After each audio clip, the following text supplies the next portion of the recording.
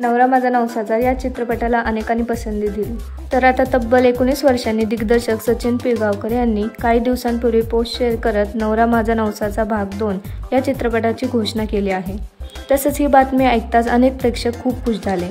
तसेच या चित्रपटामध्ये स्वप्नील जोशी, सिद्धार्थ जाधव, निवेदिता सराफ, हेमल इंगळे आणि संतोष पवार हे नवे कलाकार या चित्रपटामध्ये झळकणार आहे। तर आता सचिन पिळगावकर यांनी पोस्ट शेअर करत चित्रपटाच्या शूटिंगला सुरुवात झाली असं सांगितले।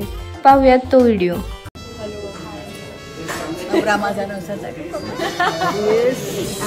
काय सर, कसं वाटतंय? Double the fun. ओके, कोण आलाय? आणि मी दाखव मी नवरा माझा नवसाचा 2 शूटिंग बिगिन।